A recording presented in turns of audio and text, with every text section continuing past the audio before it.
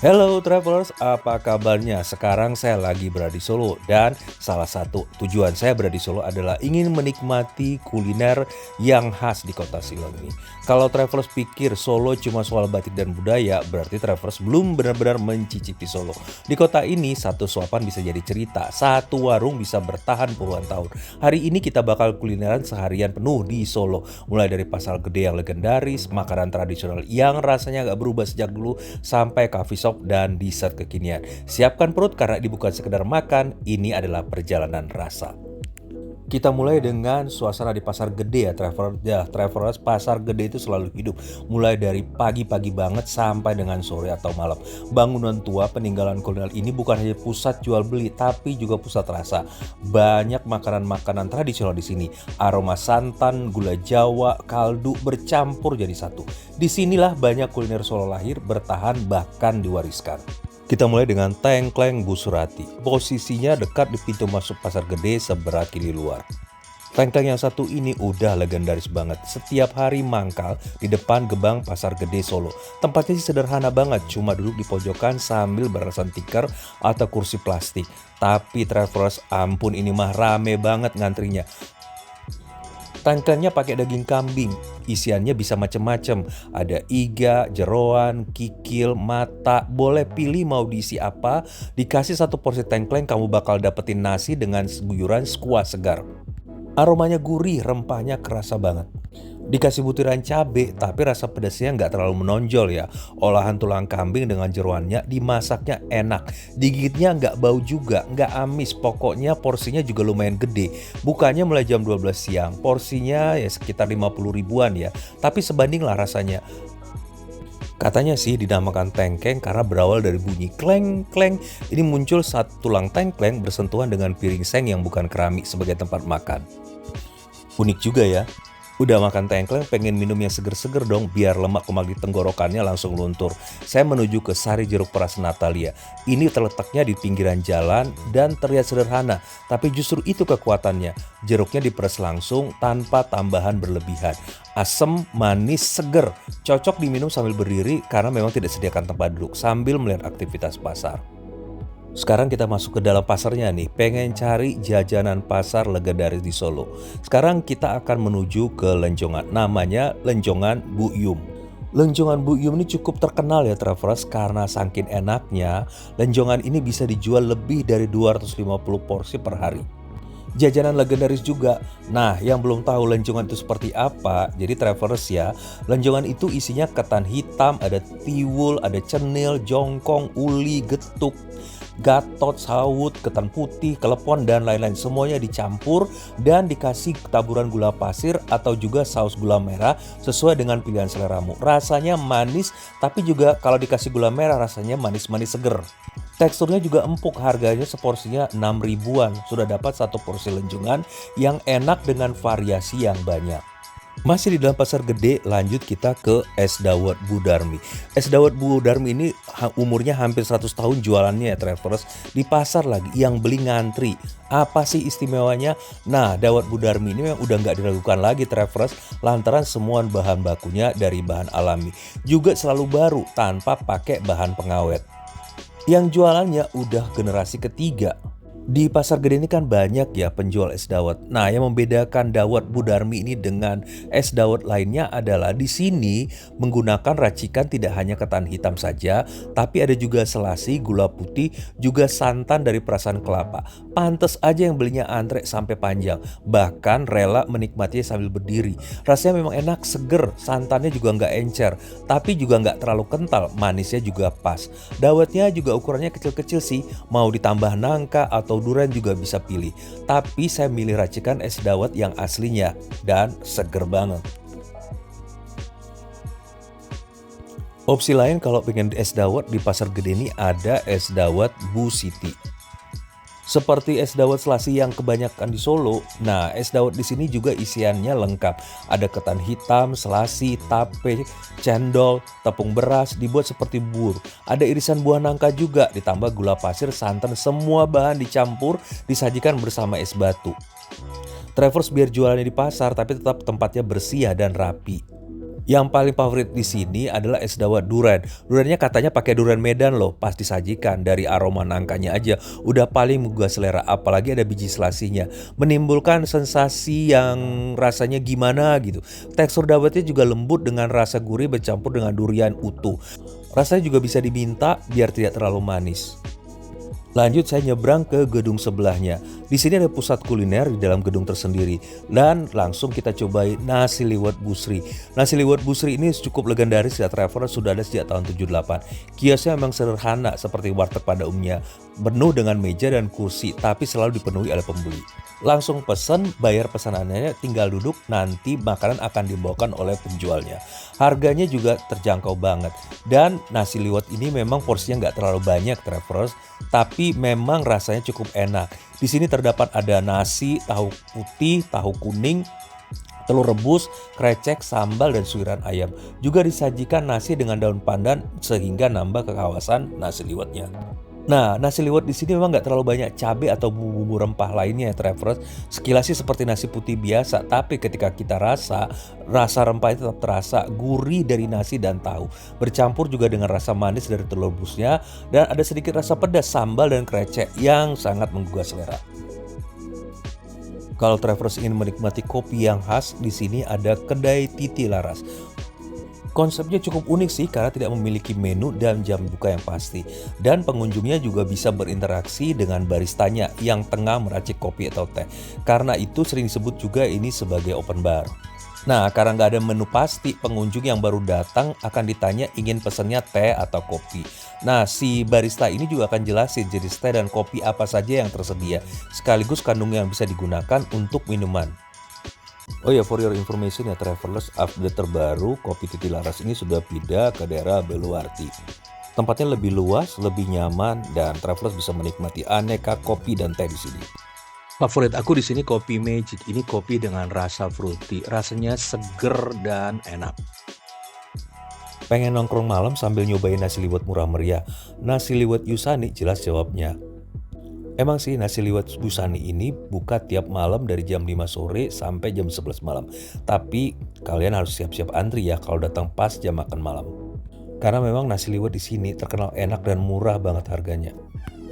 Mulai dari suiran pahe ayam sampai telur coklat. Buat yang suka coba-coba, cobain deh. Telur ayam muda atau bruto, harganya juga nggak mahal. Ada juga labu siam plus ayam opor, telur rebus, santan kental, juga sambal. Dan disajikan dalam wadah daun pisang. Ini nambah nikmatan sendiri ya. Aneka lauk pelengkapnya juga ada dengan harga terjangkau dan rasanya juga enak. Ke Solo harus cobain dong kuliner khas Solo, Sop Timlo. Salah satu tempat makan sop Timlo yang legend adalah Timlo Sastro. Di sini tersedia aneka pilihan menu. Langsung dong saya pesen Timlo komplit disajikan anget-anget. Boleh dibilang mirip soto, tapi nggak ada bihun atau minyak sama sekali. Isiannya macam-macam, juga ada sosis. Bisa digabung dengan sosis Solo, ati ampela, telur bacem, atau taburan bawang goreng. Pas diseruput kuahnya seger gurih, cenderung sedikit asin sih, ada sedikit rasa kaldu ayamnya tapi nggak berminyak. Dikasih sambal kecap jadi ada rasa sedikit manis dan sensasi pedasnya semua kerasa empuk. Warungnya sih sederhana, nggak terlalu gede, tapi dari warung legendaris ini tersaji sop Timlo yang enak dan legendaris. Lanjut ke gudeg Mbak Yus. Gak hanya di Jogja, di Solo juga ada ikon kuliner yang terkenal, gudeg Solo. Warnanya emang gak secoklat gudeg asli Jogja ya, dan umumnya memiliki rasa yang lebih gurih daripada gudeg Jogja yang terkenal lebih manis. Gudeg ini sudah terkenal dan fenomenal, dan generasi pertamanya udah sejak tahun 92. Keistimewaan gudeg Solo di sini karena kuah dan teksturnya lebih basah karena masih menyedikit sedikit kuah atau disebut juga gudeg nyemek. Tapi saya sih lebih sering menyebutnya dengan gudeg bubur. Sekilas memang tampilannya mirip bubur sumsum ya, dimasak bersama santan jadi rasanya gurih. Ternyata enak juga ya, bubur dicampur dengan gudeg. Opor ayamnya juga empuk dan rasanya juga gurih pas. Dan yang bikin unik adalah krecek dan tahu di gudeg Mbak Yus ini. Kreceknya panjang sekitar 10 cm dan tahunya berupa lembaran tahu tipis yang merupakan tahu sutra goreng. Ambiensnya memang terlihat tradisional ya, ada lesehan pondok, ada meja juga, dan banyak ornamen-ornamen tradisional Jawa juga di sini. Saat tiba di Barung, kita akan disajikan menu yang bisa kita pilih, berupa paket komplit gudeg dengan topping ayam yang bisa kita pilih sesuai selera. Ke Solo nggak lengkap dong nggak makan selat Solo. Selat Solo yang enak katanya adalah berasal dari Resto Kusumasari. Ini adalah salah satu resto legend yang terkenal di Solo. Beroperasi sejak tahun 70 dalam bentuk catering dan kini punya restoran namanya Restoran Kusumasari Solo. Tapi saya nggak menikmati selat Solo dari Resto Kusumasari langsung di restonya Travelers. Kebetulan saya lagi jalan-jalan di Solo Square. Ini adalah salah satu mall yang terkenal di Solo. Dan di food courtnya terdapat outlet dari Resto Kusumasari. Sebelum menikmati selat Solo, bisa deh nyobain dulu kroket kentang. Ini kroketnya agak mini ya Travelers, warnanya kuning dan rasanya manis sedikit gurih. Enak sih dan nggak kerasa amis sama sekali mengingat bahan bakunya terbuat dari telur ya. Saat dimakan dengan mayonya, dengan barengan kroket, malah rasa kroketnya udah lebih gurih dan lembut. Jadi kayak makin kaya rasa dengan campuran manis yang pas. Lanjut ke sajian utamanya selat Solo. Nah, selat Solo ini disajikan dengan porsi pas ya Travelers, nggak terlalu gede, tapi penuh dengan ada potongan wortel, ada kentang, ada kacang polong, tomat, telur, selada, mayo kuning, dan rasa dagingnya juga empuk, nggak berasa bau anyir sapi. Dan kuahnya juga agak light, nggak bikin enek. Kemudian ada rasa manis dari mayo kuning yang membuat hidangan ini jadi lebih gurih. Pengen minum yang anget-anget dengan hidangan makanan harian yang tradisional seperti nasi sambal teri, nasi oseng tempe, bihun, gorengan, dan nasi teri daging, silahkan mampir ke Wedangan Gareng. Sajian menuan rumahannya juga nggak kalah enak Travelers, harganya juga terjangkau dan kita bisa pulang dengan perut kenyang. Tempatnya nyaman dengan konsep bangunan lama Solo, tapi sudah direnovasi dengan sedikit bergaya modern, namun bagian depannya tetap dipertahankan bangunan lama kota Solonya. Nggak heran sih kalau tempat ini disebut juga tempat melepas rindu. Minuman favorit di sini adalah menu jahe kencur jeruk. Rasanya manis, asam, segar, dan anget di tenggorokan. Terus disajikan dalam gelas jumbo. Makanya kalau kita pesan minum sebaiknya bagi dua aja dengan teman dan teman bisa memilih minuman yang lain. Jadi bisa menikmati beberapa jenis minuman di sini. Dan paling enak tuh kalau dikonsumsi sore hingga malam hari ya Travelers. Dan satu lagi Travelers, meskipun makannya sudah disajikan di dalam suatu kemasan, tapi pastikan bahwa setiap hari makanan ini akan selalu segar karena berganti setiap hari. Mau makan yang hangat-hangat di sini ada bakmi Jawa kuno dan ayam goreng kampung Mbah Mangun. Kalau datang ke sini kita tidak hanya membeli rasa tapi juga membeli suasana karena konsepnya udah tradisional Jawa banget dan bangunannya juga menggunakan kayu dan berbentuk joglo. Sampai pelayan-pelayannya juga dilatih mengucapkan salam penyambutan khusus kalau ada pembeli yang datang. Menu sajiannya memang macam-macam tapi yang paling diandelin adalah bakmi godok atau bakmi rebus. Nah, bakmi rebus ini disajikan anget-anget di atas piring dengan menggunakan ayam kampung dan lagi-lagi dimasak dengan tungku masak menggunakan kayu bakar. Nah, di sini kita bisa menikmati mie dengan rasa yang enak tanpa menggunakan bumbu MSG atau micin. Bumbu-bumbunya ini diracik khusus menggunakan rempah-rempah yang sudah digunakan turun-temurun loh. Campuran telurnya juga menggunakan telur bebek. Kalau datang ke hujan atau lagi dingin-dinginnya cocok deh menikmati bakmi Jawa ala Mbah Mangun ini. Kalau tadi adalah makanan-makanan khas Solo yang legendaris, sekarang kita lanjut ke suasana yang lebih kekinian. Kita lanjut ngopi-ngopi dulu ya. Nah, ini adalah kafe yang agak modern, bukan tradisional dan relatif baru.